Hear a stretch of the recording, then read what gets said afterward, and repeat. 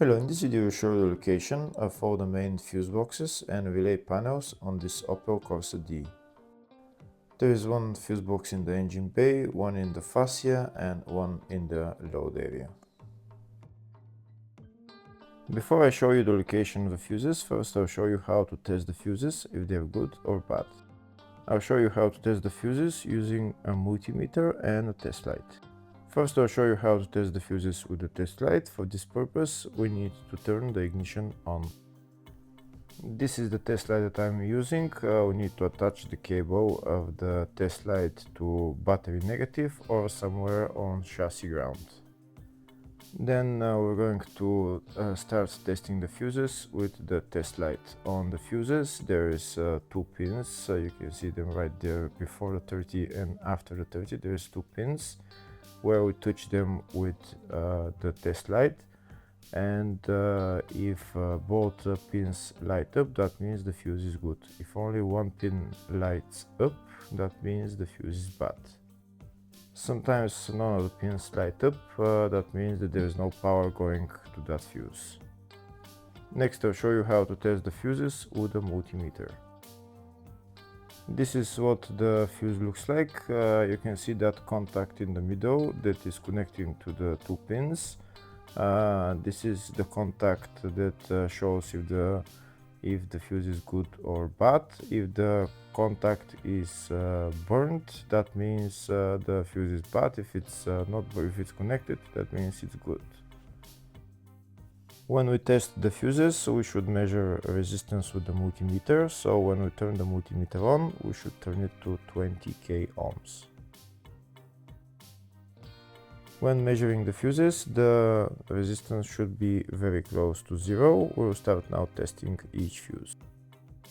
First, we'll touch both cables together of the multimeter just to see if it measures resistance. You can see there is no resistance in the cables, but it measures 0 ohms. Now we'll start measuring the first fuse, and we'll see what will show. It's showing 0 ohms, so that means this fuse is good. Next, to test the second fuse, it's showing 0 ohms, so that means that fuse is good. Now we'll test the third fuse.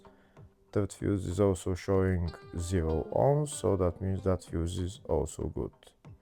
Next, we'll test the fourth fuse, and it doesn't show 0 ohms, it says 0L, which means open circuit. That means that fuse should be bad. Now we'll see what the condition of the fuse is visually. We can see that contact in the middle that's connecting to the two pins is broken, so that's why it's showing open circuit. That means the fuse is bad, so it needs to be replaced.